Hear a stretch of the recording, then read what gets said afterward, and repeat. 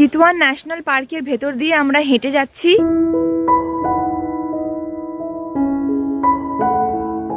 হরিণ দেখেছি, বেশ কয়েকটা ময়ূর দেখেছি।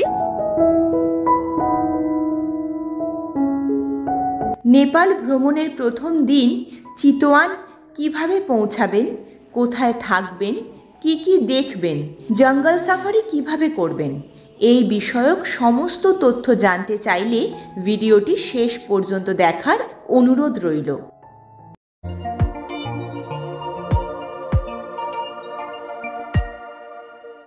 বন্ধুরা কেমন আছেন? আশা করি আপনারা প্রত্যেকে ভীষণ ভালো আছেন। আমাদের আরও একটি নতুন ব্লগে আপনাদের স্বাগত জানাই। এইবার আমাদের ফাইনাল ডেস্টিনেশন নেপাল। এখন আমরা দাঁড়িয়ে আছি বিহারের রক্সল জাংশনে। চলুন আপনারাও আমাদের সঙ্গে এগিয়ে চলুন। হাওড়া থেকে দুটি ট্রেন রক্সল পর্যন্ত যায়। আমি ট্রেনের নাম ও নাম্বার স্ক্রিনে দিয়ে দিলাম।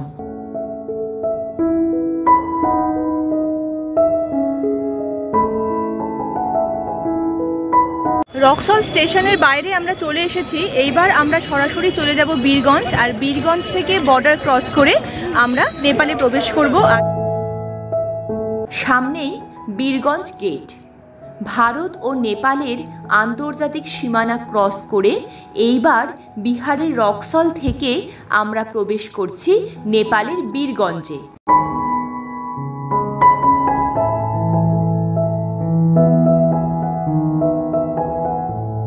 রক্সল থেকে বেরিয়ে বীরগঞ্জের বর্ডার ক্রস করে আমরা এখন নেপালে প্রবেশ করেছি। আর এখন আমরা লাঞ্চ করব, তারপর এগিয়ে যাব চিতওয়ানের উদ্দেশ্যে। ইন্টারন্যাশনাল বাউন্ডারি ক্রস করার আগে এবং পরে আইডি প্রুফ হিসাবে প্রত্যেকের আধার কার্ড বা ভোটার কার্ড চেক করা হবে। যদি আপনি ইন্টারন্যাশনাল রোমিং প্যাক রিচার্জ করেন সেক্ষেত্রে কিন্তু আমাদের এই ইন্ডিয়া সিম নেপালেও চলবে। আর এছাড়া আপনি চাইলে এখান থেকে 100 টাকার বিনিময়ে একটি সিম কিনতে পারেন। সেখানে 20 টাকা টক টাইম এবং আরও যদি 100 টাকা রিচার্জ করেন সেক্ষেত্রে 5 GB পর্যন্ত নেট আপনি ইউজ করতে পারবেন।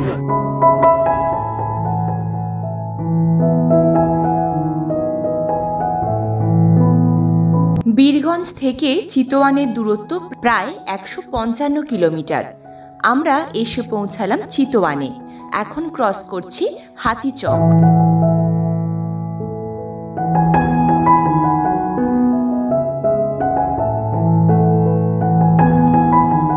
দুপুরে বীরগঞ্জ থেকে বেরিয়ে এখন সন্ধে হয়ে গেছে। আমরা এসে পৌঁছেছি চিতওয়ানে। আমরা স্টে করছি গোর্খা হ্যামলেট রিসর্টে। একটা ভীষণ সুন্দর সাজানো গোছানো একটা সুন্দর শহর হচ্ছে চিতওয়ান। আমরা ঘুরে দেখবো। এখন আমরা চেক ইন করছি। ভীষণ সুন্দর একটা প্রপার্টি। আমরা আগে থেকেই বুক করেছিলাম। আমি স্ক্রিনে গোর্খা হ্যামলেট রিসর্টের কন্ট্যাক্ট নাম্বার ও অ্যাড্রেস দিয়ে দিলাম। প্রয়োজনে আপনারা যোগাযোগ করে নিতে পারেন। এত সুন্দরভাবে সাজানো এই রিসর্ট দেখে পথের ক্লান্তি নিমেষেই দূর হয়ে গেল।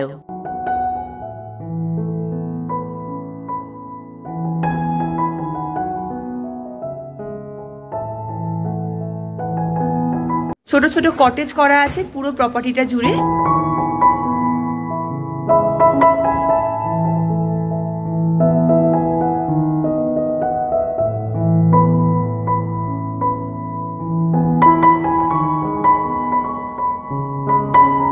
আমরা আমার দাদারা দুজনেরই একটা কটেজে দুটো পাশাপাশি দুটো রুম পেয়েছি।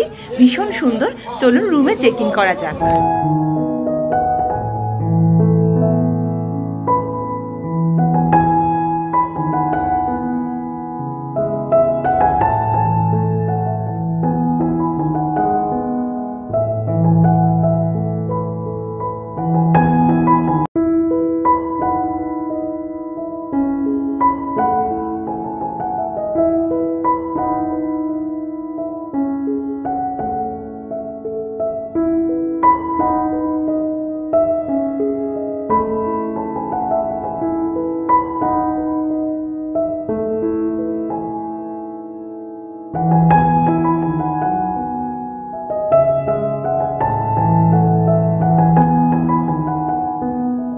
চিতওয়ানের রাস্তা দিয়ে আমরা এখন হেঁটে যাচ্ছি। প্রচন্ড ঠান্ডা আর ভীষণ সুন্দরভাবে সাজানো গোছানো এই ছোট্ট চিতওয়ান, চারদিকে বেশ বড় বড় রেস্টুরেন্ট, মানে আলোয় আমাদের ওখানে দিওয়ালিতে যেরকম আলোয় চারপাশ ঝকঝক করে ঠিক সেরকম।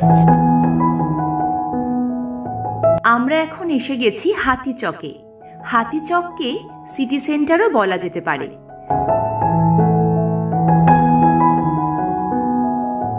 রাস্তার দুপাশে বড় বড় হোটেল, রেস্টুরেন্ট আলোয় ঝলমল করছে। আর এই পথ ধরে হেঁটে যেতে ভীষণ ভালো লাগবে। চাইলে শপিংও করতে পারেন। তবে এই জায়গার প্রকৃত নাম সৌরাহা। সৌরাহা নেপালের চিতওয়ান জেলার রত্ননগর পৌরসভার এবং চিতওয়ান উপত্যকার একটি গ্রাম।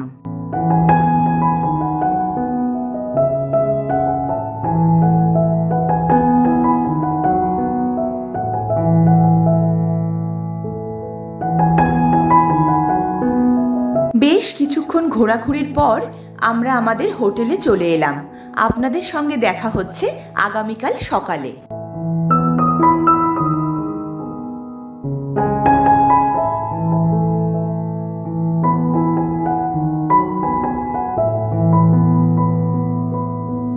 গুড মর্নিং বন্ধুরা, প্রচণ্ড ঠান্ডার মধ্যে সকাল 7টায় একদম রেডি হয়ে বেরিয়ে পড়েছি। যাচ্ছি চিতওয়ান ন্যাশনাল পার্কে, এক্সপিরিয়েন্স করব জঙ্গল সাফারির।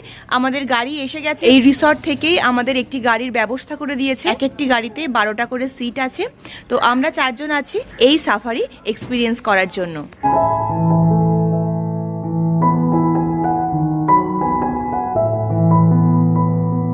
চিতওয়ান ন্যাশনাল পার্কে জঙ্গল সাফারির জন্য সম্পূর্ণ গাড়ি আপনাকে বুক করতে হবে। সেক্ষেত্রে 12টি করে সিট আছে এবং পার হেড আমাদের পড়েছিল ইন্ডিয়ান কারেন্সিতে 400 টাকা করে। তবে যেহেতু 12টি সিট, তাই আমাদের রিসর্ট থেকেই আরও কিছু পর্যটককে ওনারা ঠিক করে দিয়েছিলেন। ওনারা এবং আমরা একসঙ্গে শেয়ারে জঙ্গল সাফারি এক্সপিরিয়েন্স করব। ছোট গ্রুপে যারা আসবেন এই চিতওয়ানে, তারা এইভাবে শেয়ারে জঙ্গল সাফারি করে নিতে পারেন। এক্ষেত্রে খরচ অনেকটাই কম হবে। এই গাড়িতে করেই আমরা জঙ্গল সাফারিতে যাব। চারদিক খোলা, জানি না কতটা জীবজন্তু আমরা দেখতে পাবো ন্যাশনাল পার্কে, কিন্তু প্রচন্ড ঠান্ডা যে আমাদের লাগবে সেটা আমরা বুঝতে পারছি। গিয়ে যাব চিতওয়ান ন্যাশনাল পার্কের দিকে।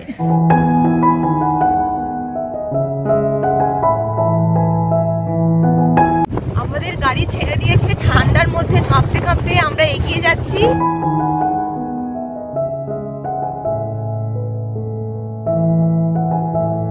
আপনাদের আগেই জানিয়েছি চিতওয়ানে যে জায়গায় আমরা আছি সেই জায়গার নাম সৌরাহা।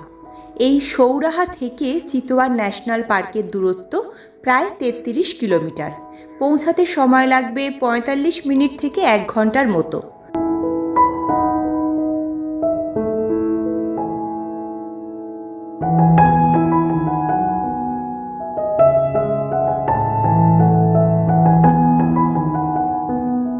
ন্যাশনাল পার্কে যাওয়া, জঙ্গল সাফারি করে ফিরে আসতে মোট 2.5 থেকে 3 ঘন্টা সময় লাগবে।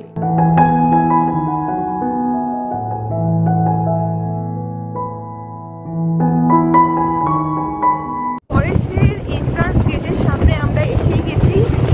প্রচন্ড ঠান্ডা, ভীষণ ভালো লাগছে, ভীষণ এনজয় করছি ঠান্ডাটাকে। আর চারপাশের সিনিক বিউটি, মানে ভাবা যাচ্ছে না। চারপাশ পাহাড় দিয়ে ঘেরা, মাঝে ভ্যালি, দূরে দেখা যাচ্ছে স্নো ক্যাপড মাউন্টেন, ভীষণ সুন্দর।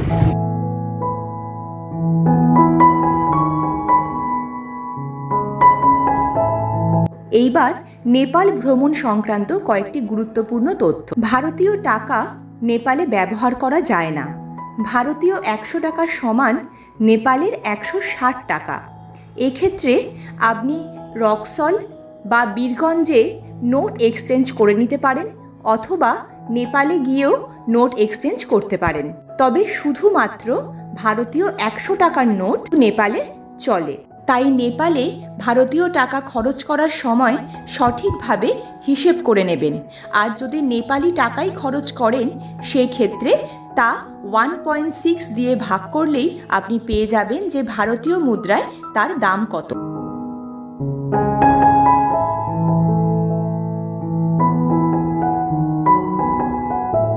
চিতওয়ান ন্যাশনাল পার্কের মেন গেট।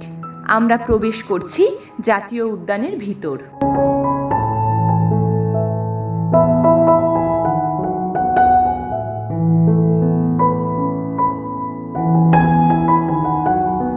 আমরা এগিয়ে চলেছি আর আমাদের সঙ্গে এগিয়ে চলেছে পাশ দিয়ে বয়ে চলা রাপ্তি নদী। এই নদী এই প্রোটেক্টেড এরিয়ার মধ্যেই নারায়ণী নদীর সঙ্গে গিয়ে মিলিত হবে।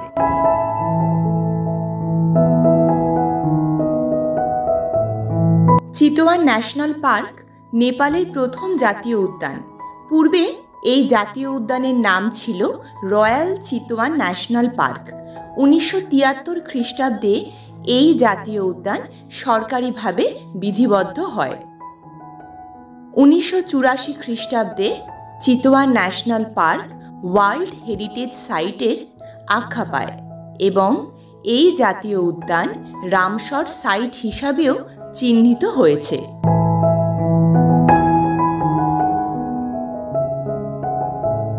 আমরা এখন চিতওয়ান ন্যাশনাল পার্কের ভিতরে। নেপালে অর্থাৎ বিদেশের একটা ন্যাশনাল পার্ক, যদিও একদম আমাদের ভারতের যে কটা পার্কে আমরা ঘুরেছি ঠিক তারই মতো, তো ভীষণ সুন্দর। হঠাৎই দেখলাম ছোট বড় বেশ কয়েকটা হরিণ প্রাকৃতিক পরিবেশে সপরিবারে নিজেদের মতো করে সময় কাটাচ্ছে। বেশ কিছুক্ষণ আমরা এই দৃশ্য উপভোগ করে আবার এগিয়ে চললাম। হরিণ দেখেছি, বেশ কয়েকটা ময়ূর দেখেছি। কোন রকম কোনো হিংস্র জীবজন্তু আমরা এখনো পর্যন্ত দেখিনি। একটা গন্ডার বা একটা হাতি দেখতে পেলে হয়তো ভালো লাগতো। ঠিক আছে, এবার আমরা আবার এগিয়ে যাচ্ছি। চিতওয়ান জাতীয় উদ্যান জীববৈচিত্র্যে সমৃদ্ধ। এই জাতীয় উদ্যানে আছে বিভিন্ন প্রজাতির উদ্ভিদ, আছে 68 প্রজাতির স্তন্যপায়ী প্রাণী, 544 প্রজাতির পাখি, 56 প্রজাতির সরীসৃপ এবং প্রায় 126 প্রজাতির মাছ। চিতওয়ান ন্যাশনাল পার্কের ভেতর দিয়ে আমরা হেঁটে যাচ্ছি। বেশ সুন্দর পরিবেশ, কারণ গাইড এবং ড্রাইভার দাদা আমাদের পারমিশন দিয়েছেন গাড়ি থেকে নামার জন্য, চারপাশটা হেঁটে ঘুরে দেখার জন্য। আমরা নেমে পড়েছি আর এখানে খুব সুন্দর একটা নদী আছে, চলুন আমরা ঘুরে দেখি।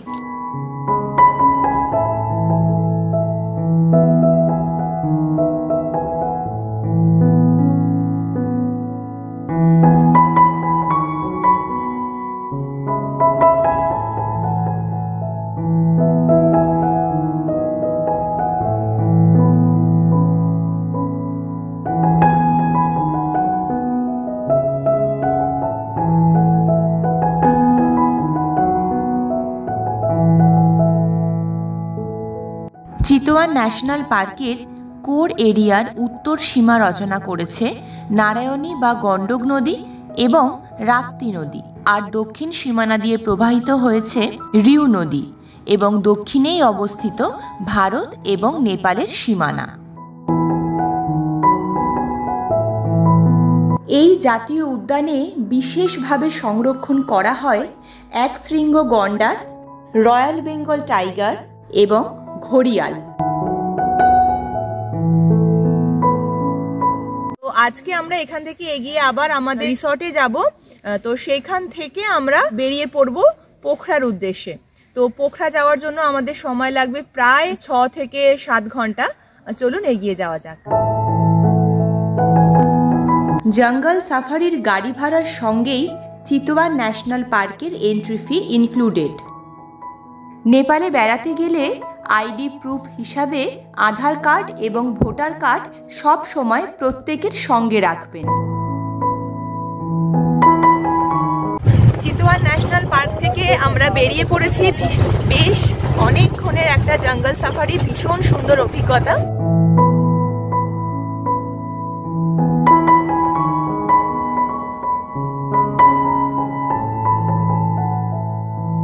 আজকের ব্লগ এখানেই শেষ করলাম। ভিডিওটি ভালো লাগলে একটা লাইক করবেন, কমেন্ট করবেন আর চ্যানেলটি সাবস্ক্রাইব করার অনুরোধ রইল। আগামী পর্বে আমরা থাকছি পোখরায়। দেখা হচ্ছে খুব তাড়াতাড়ি। সঙ্গে থাকুন আর দেখতে থাকুন আমাদের ইউটিউব চ্যানেল।